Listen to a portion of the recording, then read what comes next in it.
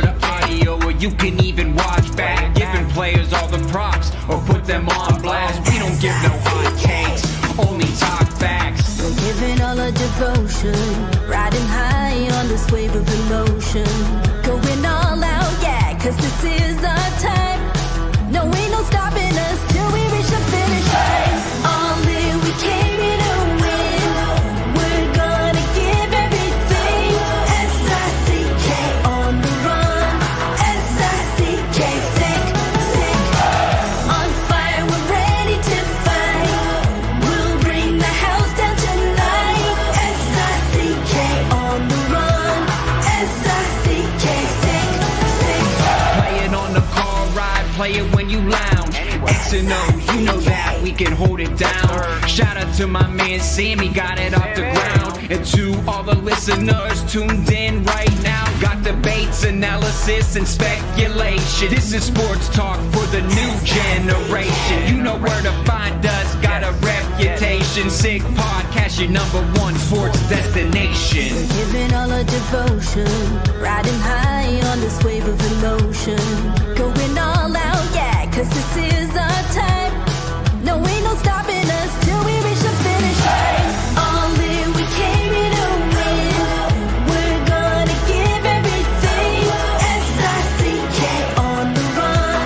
S-I-C-K, sick, sick. On fire, we're ready to fight. We'll bring the house down tonight. S-I-C-K on the run. S-I-C-K, sick, sick. S-I-C-K is the sickest podcast. Tune in for the audio, or you can even watch back. Giving players all the props, or put them on blast. We don't give no hot takes, only talk back. S-I-C-K, S-I-C-K, S-I-C-K, S-I-C-K, S-I-C-K, S-I-C-K, S-I-C-K. all in, we came here to win. We're gonna give everything. S-I-C-K on the run. S-I-C-K, sick, sick. S-I-C-K is the sickest podcast. Tune in for the audio, or you can even watch back. Giving players all the props, or put them on blast. We don't give no hot takes, only talk facts. We're giving all our devotion, riding high on this wave of emotion. Going all out, yeah, cause this is our time. No, ain't no stopping us till we reach the finish line. All in, we came here to win. We're gonna give everything. S-I-C-K on the run. S-I-C-K, sick, sick. On fire, we're ready to fight. We'll bring the house down tonight. S-I-C-K on the run. S-I-C-K, sick, sick. Playing on the car ride, play it when you lounge. X and O, you know that we can hold it down. Shout out to my man Sammy, got it off the ground. And to all the listeners tuned in right now, got debates, analysis, and speculation. This is sports talk for the new generation. You know where to find us, got a reputation. Sick podcast, your #1 sports destination. Giving all our devotion, riding high on this wave of emotion. Going all out, yeah, cause this is our time. No, ain't no stopping us till we reach the finish line. All in, we came here to win. We're gonna give everything. S-I-C-K on the run. S-I-C-K, sick, sick. On fire, we're ready to fight. We'll bring the house down tonight.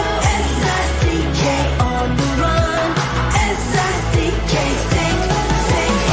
S-I-C-K is the sickest podcast. Tune in for the audio, or you can even watch back. Giving players all the props, or put them on blast. We don't give no hot takes, only talk back. S-I-C-K, S-I-C-K, S-I-C-K, S-I-C-K, S-I-C-K,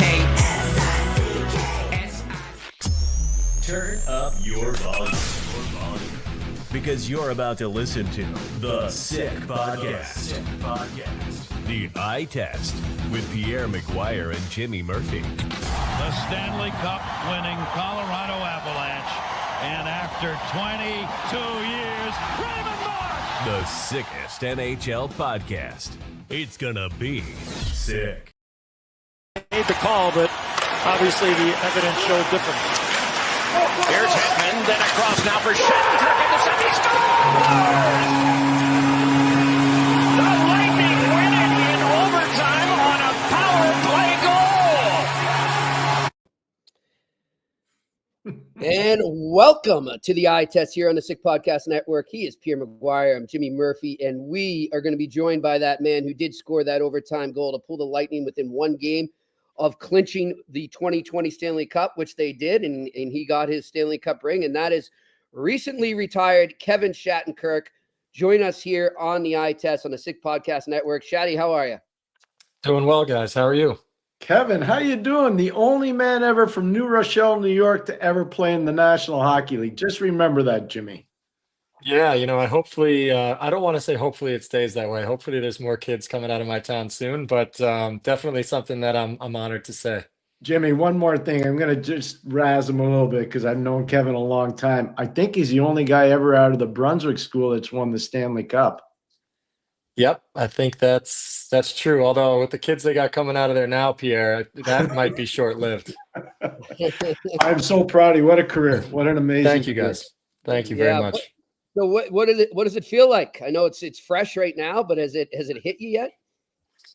I think it's kind of been a decision I've been making over the last few weeks. Obviously, over the past couple months, I've been waiting around and seeing, what would just come to me, and kind of had to make that decision a few weeks ago, and I think that's when I really was able to come to grips with it.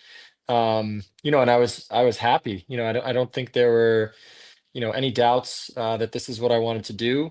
And I think that was a telltale sign. I mean, every year I've been chomping at the bit to get back to the game. And I always will miss it. There's no doubt about it. But this year was just a little bit different. I was really happy at home and enjoying my time with my family. And, I think that was what pushed me over the edge. And isn't that one of the toughest things about being a player or a coach is the divorcing from your family during the course of a season, especially when you look at some of the places you've been on the map. It's not like you started in one place and finished in one place. You started in one place and you moved Colorado, St. Louis, Washington, New York, Anaheim, Tampa, Boston. You moved around, Kevin. Yeah. And I think, it's a lot of fun when it's just you and your wife and you're getting to experience all these places. And it was a great experience for my kids as well. But, like you said, it gets harder. You have to find schools, you have to find a house or an apartment that's big enough to keep all your rascals, in one place. And, that instability, I think over time does wear on them, and you have to start thinking about your family more than yourself. I'm very grateful that I went to Tampa and won a Stanley Cup because that surely makes the decision easier. I probably would still be chasing it, for years after this. But, I think when I look back on my career, I certainly looked at everything with a smile and with a lot of pride. Kevin, when you came to Boston and before you got there, I'd known your agent for a while, but we had never met. But one of the things I heard from players that have played with you, former teammates, former coaches, was just how well you would immediately fit into a dressing room and become a leader on a team. Was there somebody early on that you look back on now and say that he had that influence on you that, brought out those leadership qualities in you? I think I was fortunate when I went to Colorado, and I was, there quickly, but I learned from Adam Foote, Scott Hannon, Johnny Lyles, Kyle Quincy. They were, all defensemen on the back end and seasoned guys who, really, I think the way that they accepted me and took me, under their wing without, they were hard on me, but they allowed me to be myself. And when I went to St. Louis, it was no different. And probably my biggest mentor there was Barrett Jackman, someone who I learned a tremendous amount from, especially off the ice, and showing me the value of being involved in your community and investing into the city that you're playing in and seeing the rewards that you get back from it. So, I was very, very lucky to stumble into all these amazing mentors and great men. No, you had a lot to do with that too. I think you make your own luck when you get to that situation. But that's cool because Jimmy, you talked about a guy that most fans wouldn't even remember unless you're living in St. Louis, Barrett Jackman, man of honor. And Kevin knows exactly what I'm talking about. Just amazing, amazing person. Hey, Kevin, when I think about you, I think about the area that you're from. And back in the day, Boston University wasn't recruiting a lot of players from that neck of the woods. Hmm. So, your New Rochelle, your Brunswick, probably a little bit of Mid Fairfield, I would imagine. Yep. And then you go to the National Team Development Program. How many schools, and this is for kids that are kind of in that area, how many schools actually talked to you when you were at the National Team Development Program? I want to say there were probably, if I call it six, it was probably really 10. But six that were really after my junior year, going into my junior year, that were really serious about it. I think early on I kind of didn't really want to go out west. And I'm sure I eliminated some teams in the WCHA at the time because of that. But everyone kind of knew, and through Jordan, my agent, where I stood and where I wanted to be. So, um, it was hard. I mean, you get pressured into, in a way to make that decision before you can go on your official visits and really get a taste for the school. But I put a lot of value into my coaches and to the staff that I was going to at BU. And the fact that I would be closer to home and my parents could come watch hockey games. I mean, um, that for me was special. And I grew up going to a lot of Hockey East finals, a couple Bean Pots. That was the ceiling for us growing up. We weren't thinking about the NHL, but you go see these amazing players in college, and it was something I always wanted to do. You're one of few, I guess you've won what, the Bean Pot, Hockey East, national title, and a Stanley Cup. That's a Yep. pretty good accomplishment there. How's that feel? Oh, it feels amazing. I mean, I think you remember everyone, every step of the way too. I think I was saying this to someone earlier. I mean, I think those teams that you win with, those are the people you remember the most too. Yeah. When you get to play on a great team, when you win together, that bond is so strong, and each one was as special as the next and as rewarding as the next. And um, again, just being with a group of guys and realizing your goal and setting out to achieve it, and finally, hoisting that trophy. That's what you play for. It's the best. Can you talk about the influence that Jack Parker had on you? He had a lot of influence on me, and I mean, talk about tough love. He might have his picture in the dictionary right next to it. But I saw Jay Pandolfo was talking about him the other day. I mean, he hit it on the head. He knew how to be tough on you, but he really knew when you needed someone to just give you a hug and tell you that you're doing well. Or he had that knack for knowing what guys needed at the right time. Um, but he didn't let anything slip, and I really appreciated that for him. I mean, I think he's your coach when you're at school, and it's the day you leave, he's one of your friends. And I think he's really just you're always tried to be molding his players into great young men.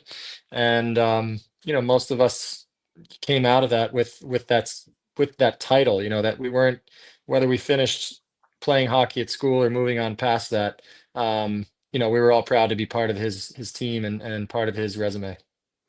Kevin, you mentioned about learning how to give back to the community and becoming part of the community. I've been told you've done plenty of giving back in the Connecticut area, and we're going to be part of the same function going on. We're going to be doing a live broadcast, Kevin, from CT Ice on January 24th. I know you've been involved with that before. It involves all the 4 Division I NCAA hockey teams in Connecticut will be facing off there. It's in honor of Jason Pagnay, who went to Avon Old Farms, and they've done a great job raising money for various hockey foundations. And the Connecticut Hockey Foundation is spearing that. So, Kevin, tell us about being part of that and what that was like. Yeah, it's a special foundation close to my heart because Jason was one of my coaches growing up, and talk about someone who just had a zest for life and knew how to put a smile on kids' faces. I mean, uh, he had great one-liners. He was the epitome of, you know, coming to the rink, you hear just that coach who's screaming. He's got that loud voice. You don't know what from the outside looking in. You don't know what he might be saying. It might seem a little bit, little too aggressive, but man, we had fun with him the entire time. And the same thing, he pushed us and wanted us to be our best, but he cared about everyone. And when he came to the rink, everyone knew him. He was someone who lit up the room. So, yeah, being a part of this foundation, it's great to be able to raise money and give back and offer some money through grants to some of these different programs and different kids who really need it. Jason coached my son at the brick tournament, and I've known him a long time, obviously before he passed. Phenomenal guy, and exactly what Shaddy just said. He had that coach's voice. He could elevate it pretty good. Yeah. Hey, Kevin, you know what's amazing? When you were growing up in your area, obviously hockey became pretty substantial. Guys like Max Pacioretty, guys like Cam Atkinson, guys like Jonathan Quick. Like, do you remember them at that age? And like, did you think everybody was going to grow up the way they all grew up? I remember them all really well. Cam Atkinson and I played Connecticut Yankees since we were 9 years old. So Cam's one of my best buddies. Max and I played against each other, and then finally together in Mid-Fairfield. Johnny Quick was a little older than us, but Shirley was the name that we were always hearing about. Mark Arcabello is another kid in our area who was just a phenomenal player. So I think we all were friends. I think we all took pride that there was this small pocket of hockey, in our area, where we were producing some good players. And again, like I said, we had our eyes set on, getting to college, playing for good college teams. And then as we got older and started to see the progression, maybe there was some sort of sign that we might be able to move on to something better. But I think we all just, we're able to train together in the summer and push each other, and the sky was the limit at that point. Hey, Jimmy, before you ask your next one, just so our listeners and viewers, Mark Arcabello played in the 2018 Olympics. He's a real good player at Yale, played at the Olympics for Team USA. Really talented kid. Yep. I actually don't have any more questions, Kev, because I do know you got to go, and we appreciate you taking the time to join us here. Congratulations on a great career, and I hope to see you down there at that event in January. Yeah, thank you guys. Thanks for having me. It's great Kevin, to see both of you. Congratulations on an amazing career, my man. Awesome. Thank you guys. I appreciate it, Pierre. Take care. All right. Yep. Kevin Shattenkirk joining us here on the Eye Test on the Sick Podcast Network. Class act. That's how I describe it. Like, I've known this guy since he was really young, and everything you saw there, like, it's not fake. It's all legit. He's a special human. He really is. And people don't realize how hard that is when you got young kids and you're going, Colorado, St. Louis, Washington, out to New York, then to Anaheim. Jimmy, that's a lot of moving. Yeah. Well, I'll tell you, and I want to tell our listeners and viewers about this event that we're going to be doing, and it's close to his heart. And Eric Oppen, who reached out to us a while back, Pierre, he listens to the show all the time. He runs the Connecticut Hockey Foundation. He said that when he got Kevin to come the first time to this event that they do for Jason Pagney, he thanked him. He's like, no, I thank you for reaching out to me. I'm so glad you wanted me to be a part of this. And that just shows you what a gentleman he is and how much he wants to give back to the community and how much he remembers those who helped him along the way. Yeah, no, I know look, I'm not going to embarrass him because he'll say it if he has to. I'm not going to be his voice piece, but I'll just tell you this. I know a lot of the stuff that he does, and it's overwhelming. It's really good. Yeah, he's really special. So let us tell you quickly about this. We're really excited. I'm going to be broadcasting live. It's on January 24th down at the Sacred Heart Hockey Arena, the Martyr family. The beautiful arena at Sacred I have Heart. not been. I've heard wonderful things. I'm really looking forward. I saw 2 games there last year. Colgate was there last year, and the arena is absolutely spectacular. Yeah, I heard it's one of the best going right now. So I'm really excited. It's called the Connecticut Ice Tournament, featuring Connecticut's 4 NCAA Division I men's hockey teams playing against each other. They'll have a 4 p.m. game where Quinnipiac faces off against the University of Connecticut. And then at 7, Sacred Heart will face off against Yale. During the game, the Connecticut Hockey Foundation will hold its signature online silent auction featuring donations from current professional hockey players, including signed NHL jerseys. I've heard already some of the prizes they have, really good. Hockey tickets, non-hockey items, including restaurant gift cards, and other unique donations and special surprises. Participants will be able to bid via an online platform forthcoming and need to be present at the games in order to participate. And the Connecticut Hockey Foundation, just so you know, was formed in August 2016. It's a not-for-profit organization in memory, as we said, of Jason Pagnay, a 1990 graduate of Avon Old Farms School and a Connecticut hockey icon who, as you could see there, had a great influence on a lot of players that went on to pro careers and college careers. So really psyched to be part of that. Pierre, you'll be tuning in. You'll be coming on remotely because you'll be at UMass that day. But I found out that there's going to be some other great NHL players. I don't know if I'm allowed to say yet, but we'll have them on board and you'll be able to talk to them. We'll get stuff cooking. Just so everybody knows, I had a schedule problem. I had committed to doing a game, which I'm looking forward to doing at UMass, and that's why I can't be with Jimmy. But I'll still be with you. I just won't be in the rink next to you. By the way, Pierre, I meant to tell you, and I haven't told you off here, but I'll tell you here. I've been getting a lot of good reviews and excitement about the broadcast that you already did for UMass with Bridget. From all my UMass friends out in Western Mass, they're psyched to have you on board there. So thank you. The Minutemen fans are happy. I'm having a blast doing it. Nathan Strauss and Bridget have been great to work with. And, the only time I don't cheer for UMass is when they play Northeastern. That's understandable. And I've got another announcement that we can now make. Yes, go for it. Last week, the Four Nations teams were announced for the Four Nations face-off, which will take place up in Montreal in February and Boston. The semis and finals will be in Boston, the preliminary games in Montreal. And we will be there broadcasting in Montreal before each game. Not sure in the times yet. We might move it up a little closer to game time so we can really tee it up and get the excitement going as we get people over to the Bell Center. But we will be at McLean's Public House on Peel Street. So when I get all the times and all the details and the guest list, I'll continue to promote this here. We'll fill you in on that. But we're really excited. We want to thank Stu Ashton, the owner of McLean's, for having us. So we're really excited to do that. We are in the process of securing a location to broadcast from in Boston, right near TD Garden. And once that's confirmed, I will announce that here. I'm hoping to have that by the end of the week. But Pierre, I'm very psyched to be talking hockey again up in Montreal at McLean's Pub. This whole idea, just Jimmy's being too kind. We talked about it over in Ireland. We spent a lot of time talking about it. And Jimmy put a lot of work into this. And I'm really proud of you for doing that. You did a good job. Really good job. Really good. I'm looking forward to that. And we'll have some great guests down there. So if you're in the Montreal area, the Boston area for the Four Nations, definitely come by. And as I said, we will continue to give you details as we go on here. All right, Pierre, a crazy night in the NHL last night. Oh. I mean, I don't know where to start. I'll let you pick, I guess, if you want. If you Jersey, Toronto, Anthony Stolarz.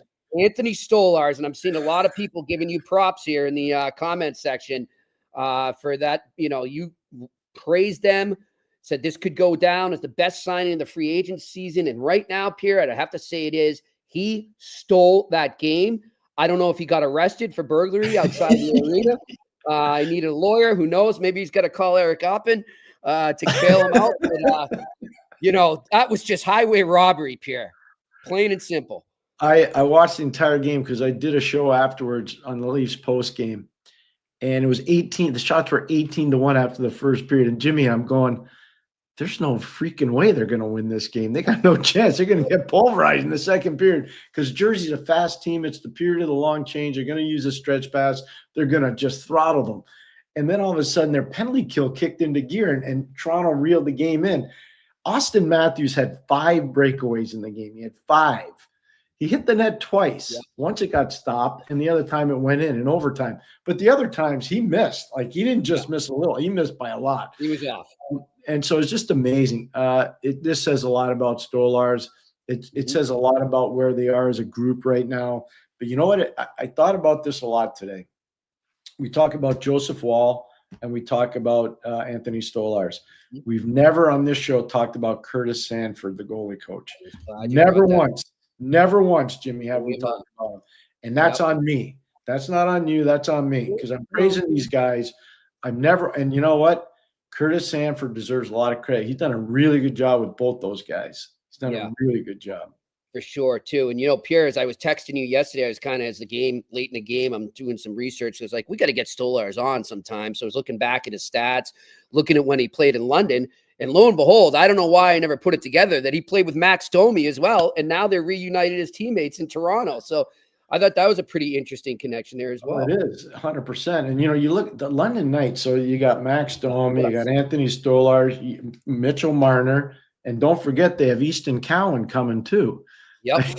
It's just a feeder system. It's just an amazing feeder system. Yeah, it was unreal. And, as I said to you, Pierre, I said, what do you think Berube said to them in the intermission? And he said, well, he probably grilled him in the first. And then when he realized that they had a chance to actually pull it off, he probably calmed down a bit and said, let's get out there and do it. Boys, we're only one shot away. Come on, let's get after it. Let's go. He must have been like, wow, are we lucky right now? But what a win. And like I said to you, Pierre, hey, if you want a good series in the playoffs, that would be a fun series between the Devils and Maple Leafs. They match up well. I was out working out, and Jimmy said that to me, and I started going faster because he said that. I was like, "That's what you're right on. That'd be a really good matchup." I don't think the coaches would have too much fun with it. The fans would love it, though. The hockey would be amazing. It really would. It really would. Pierre, let's go over to that game that I was focused on, and that's the Bruins and the Jets. Ooh. And look, we hate. I don't want to be the "I told you so" thing, but we said during this little turnaround that they had once Montgomery was gone and Sack was gone, it's the general coach's bump. Let's see what happens when they get on the road and when they start to play some playoff quality teams. And the first playoff quality team they face blows them out of the water. And a lot of the things that we've been kind of honing in on, lack of depth up the middle, defensemen being played in higher positions than maybe they should be. Those all came to fruition last night, Pierre, and Winnipeg was ready. They were ready to take advantage of it. They hadn't been playing great. They're below 500 in this 10-game segment, and they know it. And they're on home ice. It's the start of a road trip for Boston. What people forget is Boston had a home game last week. Then they went to Chicago. Then they came back, and then they went back again. I'm not making excuses for Boston. Boston was no good last night. They weren't. They were no good. But Winnipeg was ready for them. Yeah, they were. I didn't think of before the game, and then during the game, I saw some people talking about it on Twitter. Mark Scheifele was pumped up to tell Don Sweeney he made a mistake, and that's exactly what he did on the ice. That's what I think too. I want to say that because I don't know if guys think about that, but I think in this case there was a little of that. Oh yeah, I think Lowry was thinking about it too. If you want to know the truth, yeah. I said to you there were a few guys. Scheifele, I was surprised didn't make it. Wilson from Washington, I was surprised he didn't make it. And the other one, obviously, for me, was Lowry. Yeah. Because I see what he can do. He's a penalty killer. He's a leader. He's a shot blocker. He's a face-off winner. He can get you offense. And I think we saw last night he can fight if he has to, too. And he went toe-to-toe with him, man. I mean, he went toe-to-toe with Ivan Drago last night. Yeah. He doesn't mess around, And you see it, too. Zadorov, after the fight, too, when they were getting up, he looked at him. He said, I saw his mouth go, that was a pretty good fight. And he patted him on the back. He's like, wow. Yeah, no. So he can throw him, man. I didn't like Frederick going after Gustafsson, though. It wasn't a good look to me. I'm sorry. So it's not a good look. But here, the only thing I'm going to say in Trent's defense, and I haven't spoken to him, you haven't, I don't believe. Yeah. And I don't know if the media has either. I just don't know. Right. What was said? Exactly.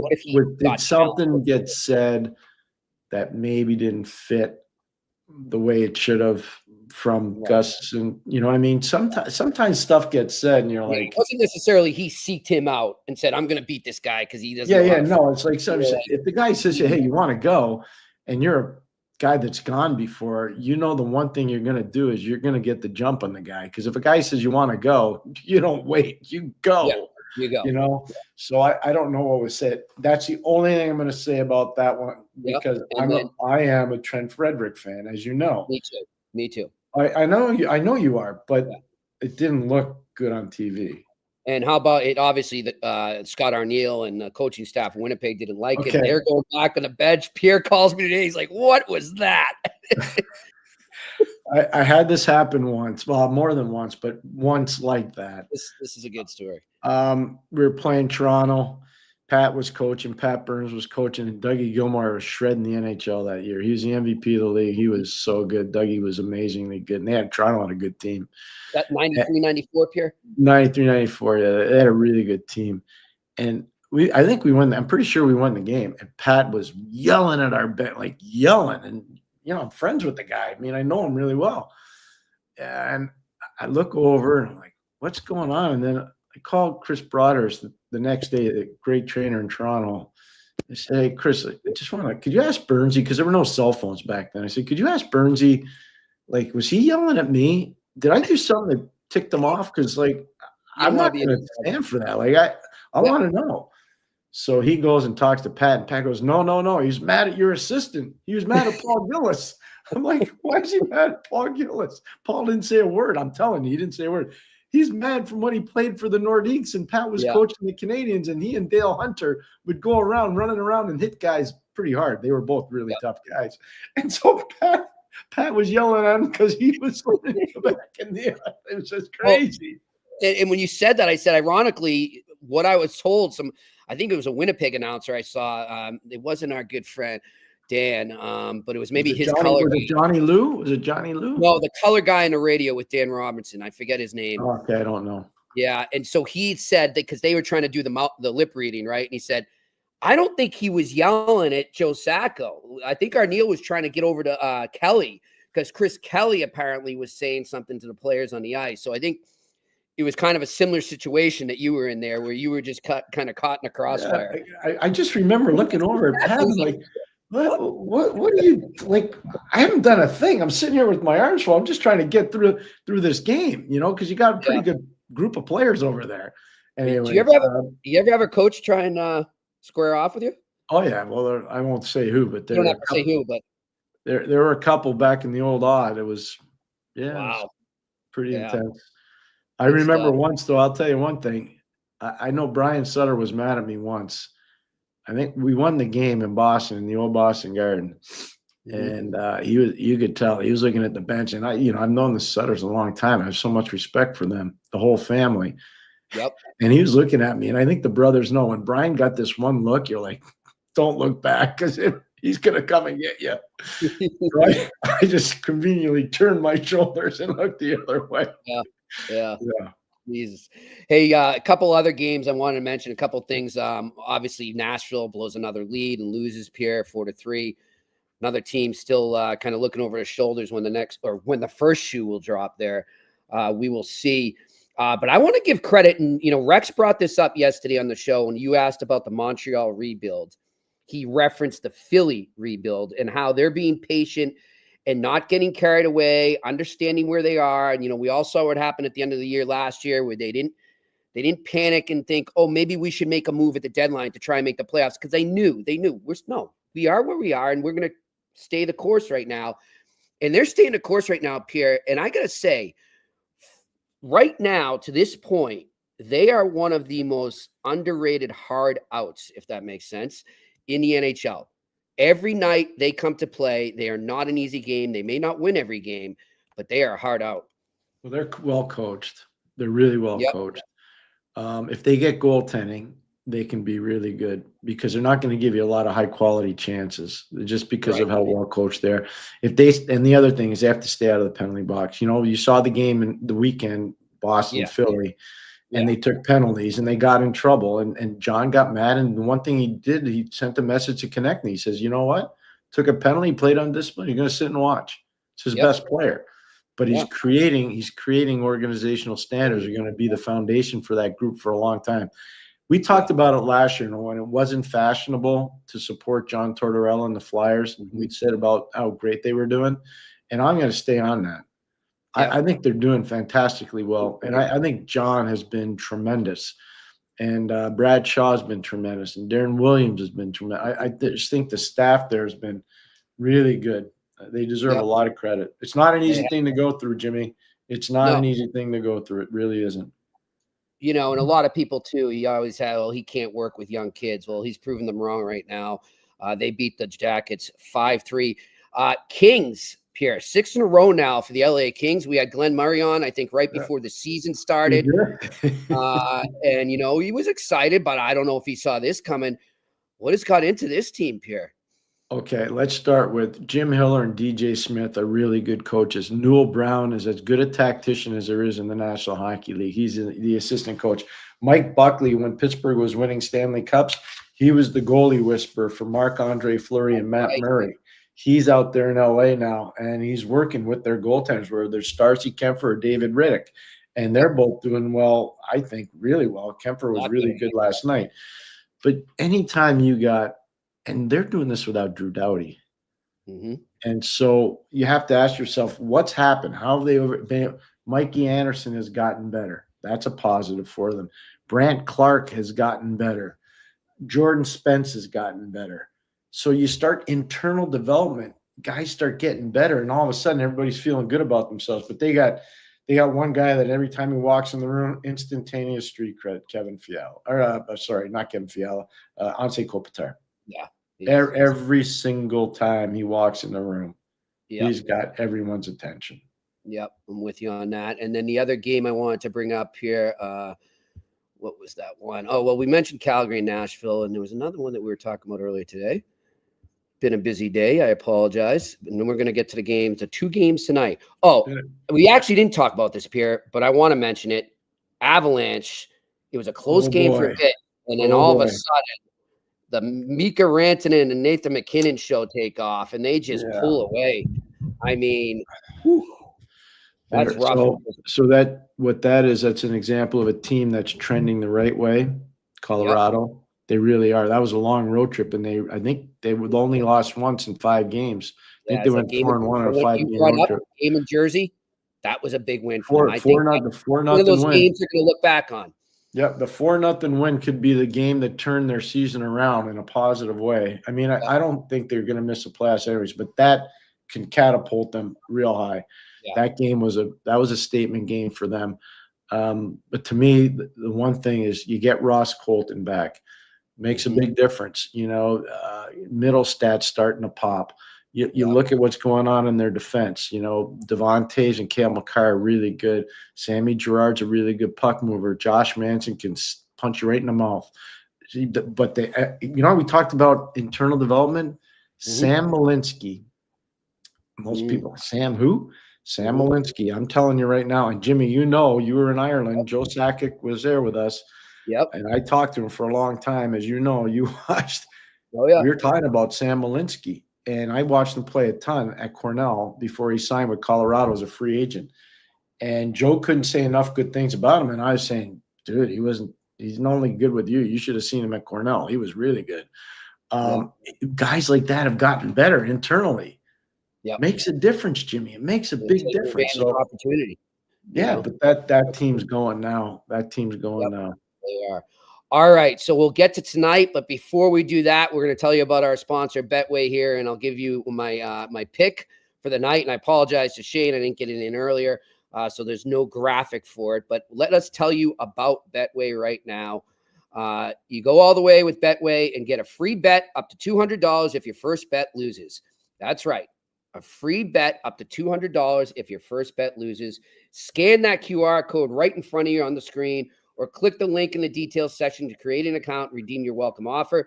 The offer is only available for new customers right now. Terms and conditions apply. Not available in Ontario. You must be 18 plus. And please, as always, play responsibly and don't listen to Murph's parlays.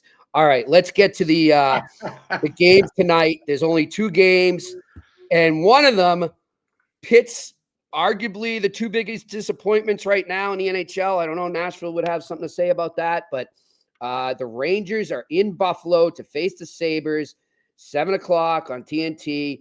And then the other game is the Anaheim Ducks, after taking the Via Rail from Montreal, are in Ottawa to face the Senators. I'm going to look at that Rangers-Sabres game right now, and I'm liking the Rangers strictly on the money line. If I was going to look at another thing too, I might look at the total there and go over 6. I think there's going to be a lot of goals back and forth in this game. So Give me the Rangers on our sick pick of the day. Let's get over to the Q&A. All right, Alex Ivanowski. If you were the Red Wings, would you think about trading Larkin? He's 28. You could probably get a great return for him. This rebuild might take a few more years than you originally believed. Alex, I know there were crazy rumors circulating around Larkin over the weekend, all proven to be false. But if I was that, I don't think anything's off the table, Pierre. I think I look at a lot of things. I think there's going to be if they don't make the playoffs, there's going to be a lot of evaluating going on. Let's put it that way. And I don't know who's making that evaluating. If they don't make the playoffs, there's going to be some problems there. Yeah. There's going to be some problems. Yeah. I would not be in a rush to trade Dylan Larkin. Finding number one centers is not that easy. Mm-hmm. You know, all I can say is this. That's the Bruins. That's the Boston Bruins with Joe Thornton. Mm-hmm. They're hard to find, those guys. Yeah, they are. They are. All right, next question. Stephen Cardinal, good show, guys. Tell me, what do you think of that kid, Landon DuPont? Pierre, I'll let you take that. I mean, no, we like him, but we just need to obviously see him more. But what he's doing as a young player is pretty phenomenal. You know, it's excessively good, but we need to see more, and we will. We're going to see a lot more. All right, next question.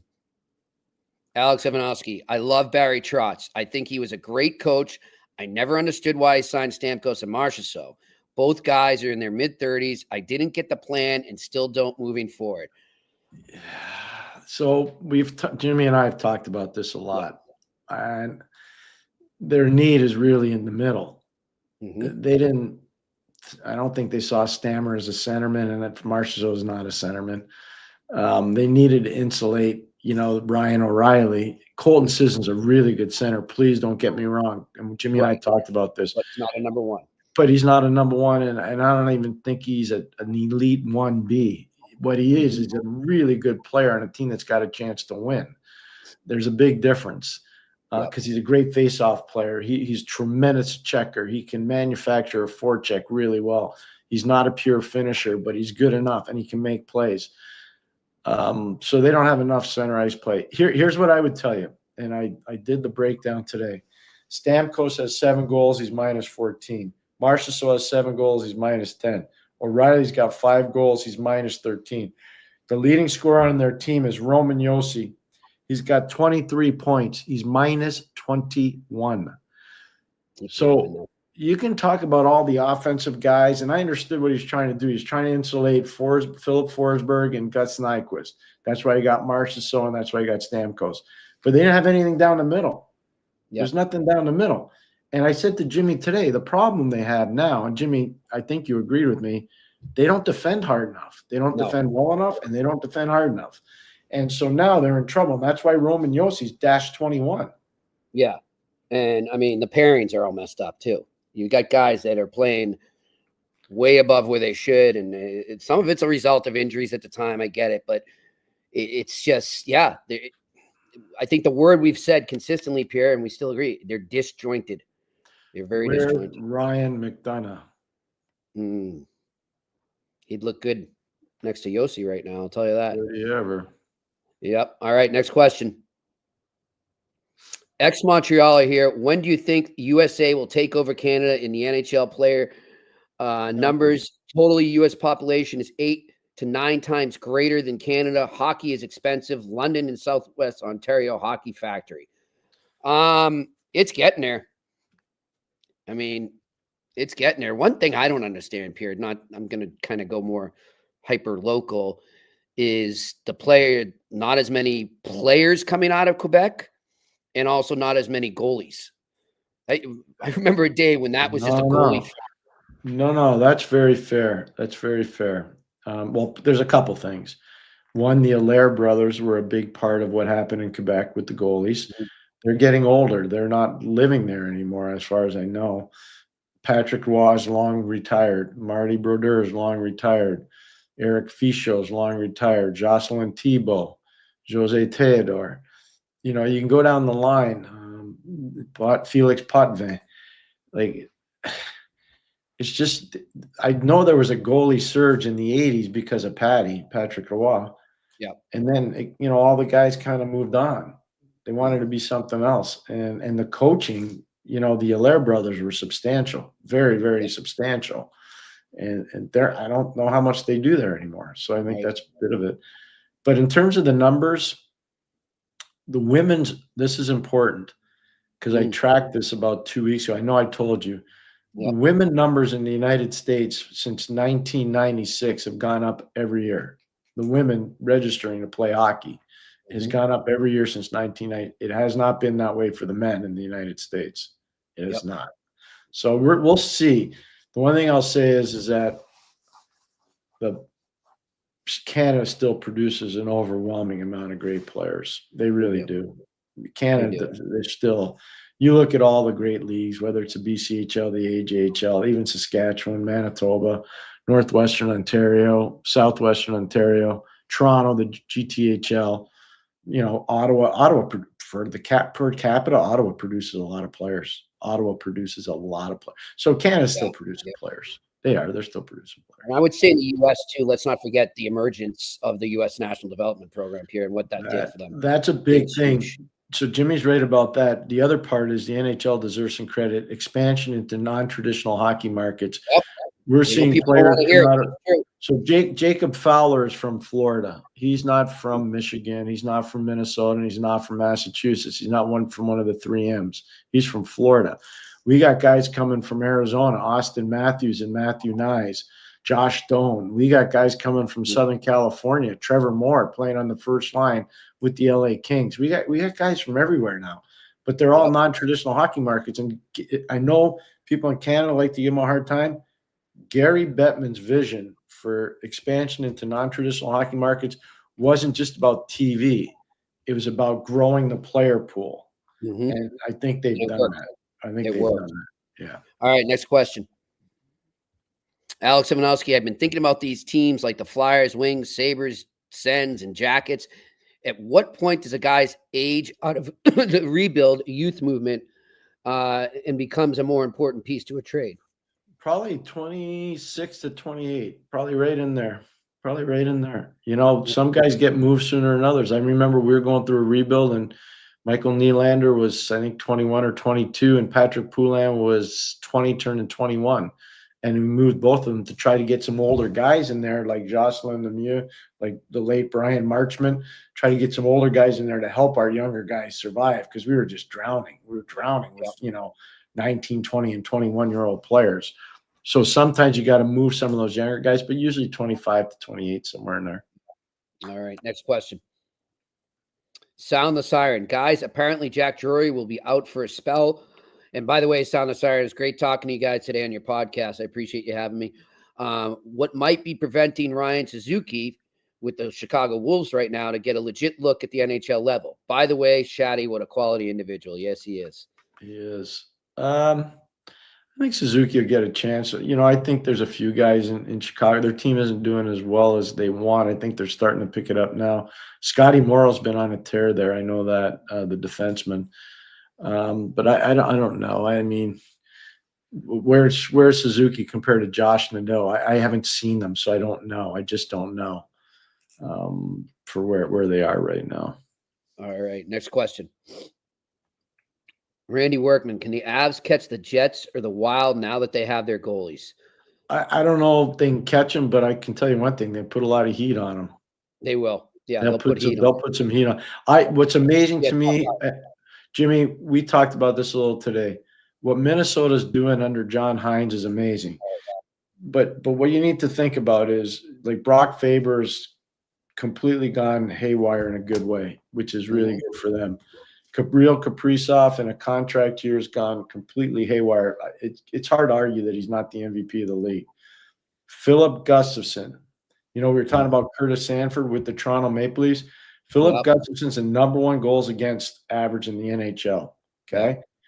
Anthony Stollards in Toronto has the #1 save percentage in the NHL. Freddie Shabbat has done such a good job. He's the goalie coach of Minnesota. He's done such a good job with Philip Gustafson. He's done a phenomenal job with him. I would agree. That's another underrated pickup by Billy Garrett. All right, next question.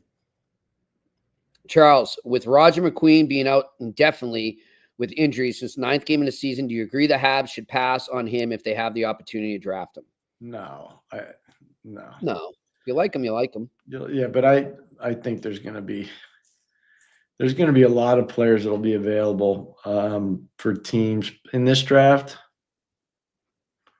Probably if you pick in the top 14 or 15, you're probably going to get it. This is going to take time. Yeah. Exactly. Montreal's in a pretty good position. Like Owen Beck's really going right now. Joshua Roy's having a really good year. Montreal's in a good. Demidov, I know he doesn't play a lot. He's good. Michael Hayes had a tough weekend last week, and the whole Michigan Wolverine team had a tough weekend last week. Yeah. All these guys are really like. I don't think people realize. Jimmy, I've been trying to tell you. Hey. Like all these guys, I see them play. Like I'm not taking internet reports. I'm actually watching these guys play. And Jacob Fowler is crazy good. Yeah, he's crazy good. I know. They got so much in all these different positions. It's amazing. It's amazing. And that's why they're staying the course, because they know they got these guys coming. All right, next question.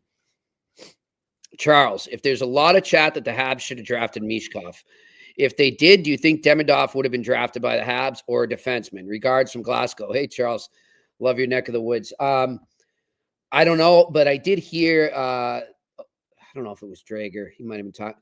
Like, everybody keeps saying that he said he wouldn't go anywhere but Philly, but there's no story out there. There's no direct quote to him attributed to him or his agent that said that, which is interesting. I don't know how that story. I don't know any of that. So, like, that's the drama. Habs got who they got. They got who they got. Yeah, let's deal with what they got. By the way, Charles, thank you for reaching out from Glasgow. That means a lot to us. It really does. And I know for a lot of those teams over there, like that's a hot spot for them to go. The hockey teams, they don't mind. That's where they were before, right? Weren't the Giants over there? I think the Giants were in Glasgow while we were in. That's where they usually stay when they play all their games up in Scotland. They use Glasgow as like a hub, and they stay in a hotel there, and they just bus in and out of there. So it's good. Nice. All right, next question.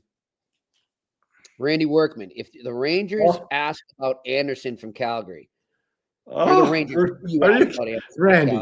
Randy, like you'll yes, you go get it. I don't know if Calgary's going to trade him though. I don't know. Why would you why wouldn't you try to sign him? Keep him. Yeah, I know they're like, they're in a rebuild, but he can help with the kids. I don't know. And he's good. You know what? Randy better be careful because you're going to get called on soft tampering. That's another story for another day. Just soft, not medium, though, Randy. Don't worry. Oh my gosh. All right, next question. Randy, again, how busy a deadline is it going to be this year? Randy, I saw that question, and I was waiting for them to put it up. I think it's going to be way busy before. I think we see more leading in as opposed, and that's happened. That's kind of been the trend the last few years. The actual deadline day hasn't been that crazy. I think we're going to like late January, early February. I think it's going to pick up. I think mid-January.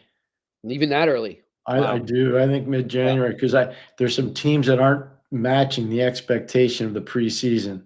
A lot. And I think owners, the COVID stuff is over. Wow. These GMs don't have excuses anymore.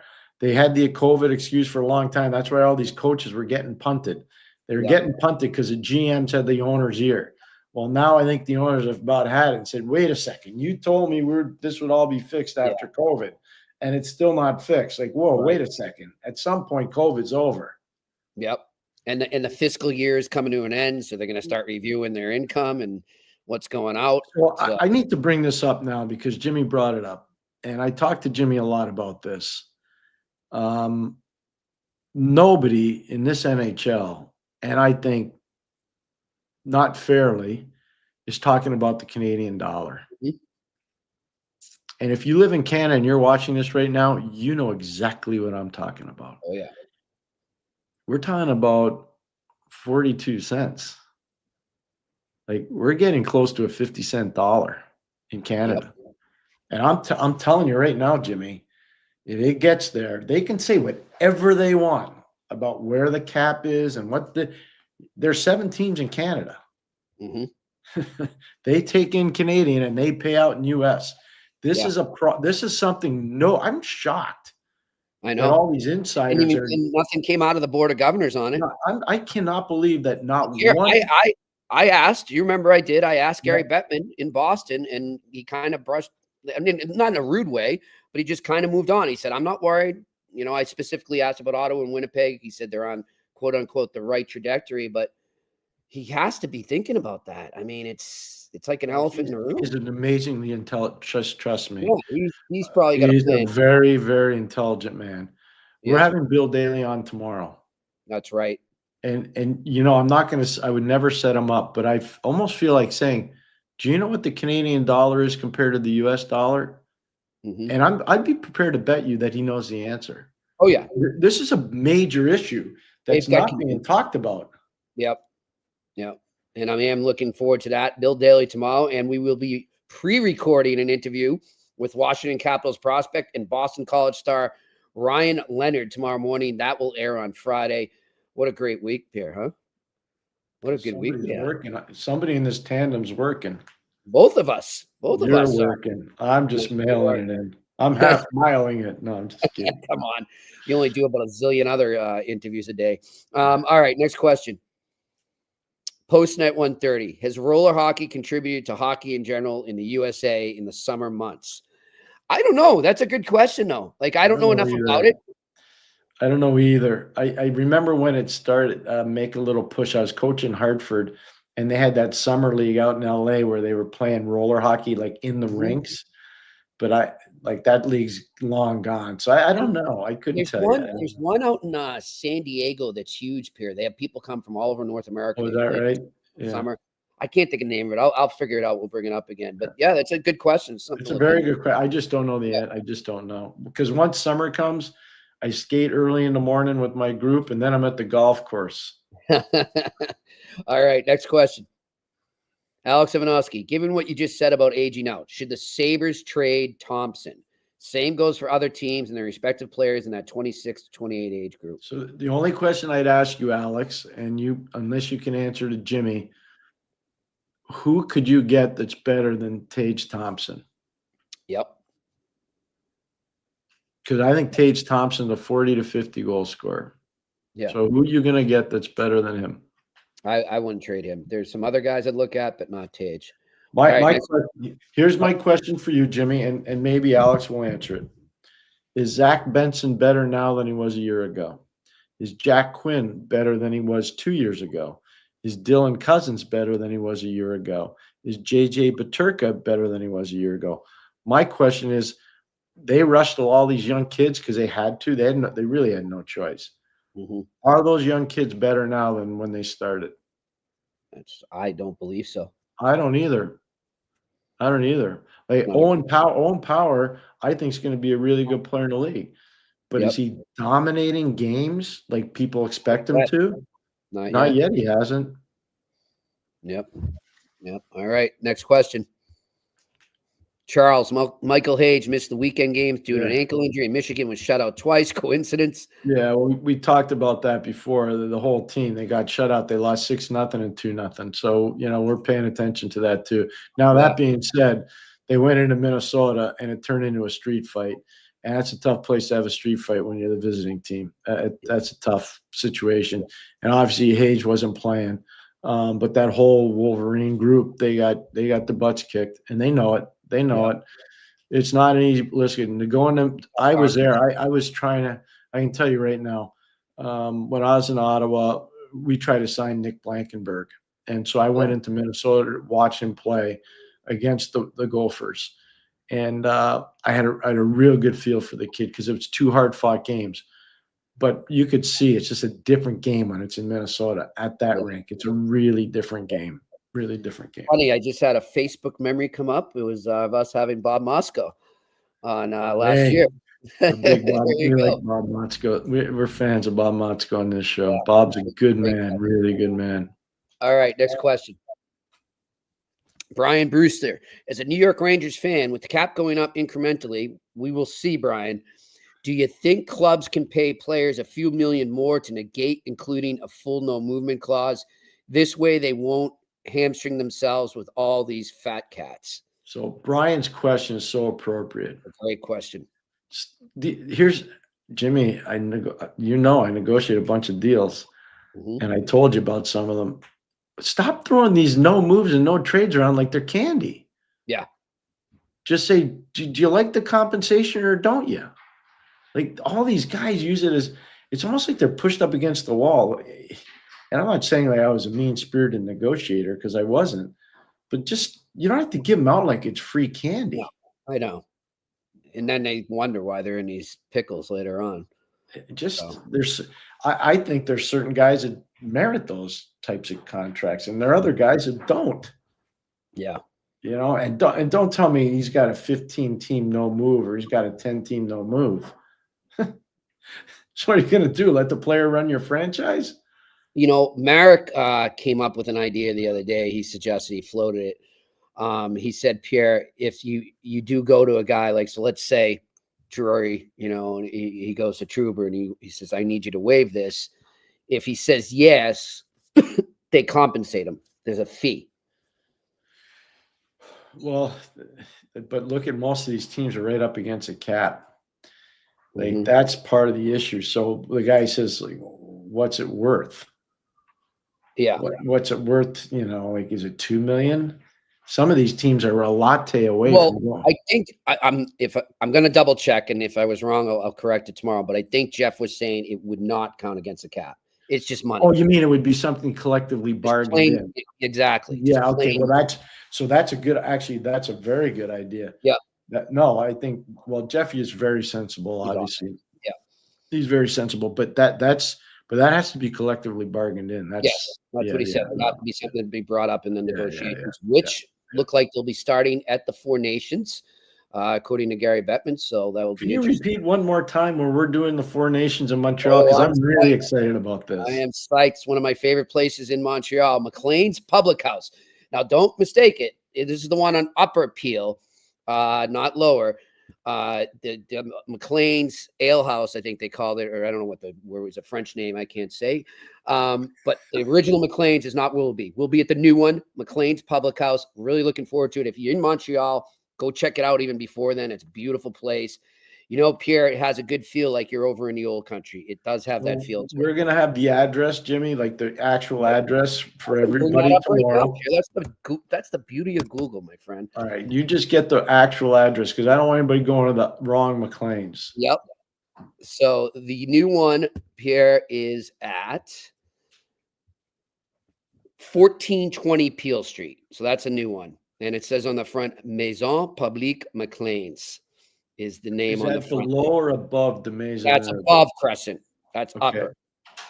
So go there. That's where we'll be. We're going to get you the dates and times sorted out really soon, and we'll keep you posted on that. We're also hopefully by Friday or Monday, we will have an answer on our Boston location for the Four Nations there. And again, I will be down in person. Pierre will be joining us through StreamYard here at the Connecticut Ice Tournament, the CT Ice Tournament down at Sacred Heart on January 24th. So looking forward to that as well. Hey, did we ever get anything done for Maine? Did anything get done for Maine? Nothing yet. I've reached out to Coach Barr. I'm waiting to hear back from him. So hopefully we can make that happen. Okay, so this is the challenge for all of our friends up at the great state of Maine and Orono in particular, the Black Bear fans that we've run into a lot, Jimmy and I. Start putting some heat on Coach Barr. We need to know whether we want the eye test there. Let's do it. Give him a place for us to broadcast from because I don't know anything. They're just trying to figure it out, Coach Barr. That's all we're trying to do. We're just trying to figure it out. I like this though. The eye on the road here from Belfast, and we're going to go all over. We're going to continue this. Really looking forward to it. All right, thanks to Kevin Shattenkirk. Hey, did you get the note from the Harry Lemon the other day and the pictures? I do not. I don't know if I was in on that. Forward it. What a nice, beautiful note from the Harry Lemon and some really nice pictures. Yeah. Oh, great. That's great. Yeah, definitely. I gave my daughter that little tote bag as a present. She loved it. Yeah, really missed that place. I'm telling you, can't wait to go back there next year for the Friendship Four. But thank you to Kevin Shattenkirk for joining us. Congratulations to him on a great career and good luck in retirement. Thanks to his agent, Jordan Newman, for setting that up. Thanks to Shane working the boards. And, of course, thanks to you, the listeners and the viewers, and for all you here in the chat room asking your questions. We appreciate it. He's Pierre McGuire. I'm Jimmy Murphy. This has been another edition of the Eye Test on the Sick Podcast Network. And that's a wrap. Hope you don't miss us too much until next time. Follow the Eye Test with Pierre McGuire and Jimmy Murphy on YouTube, Facebook, Google Play, and Apple Podcasts.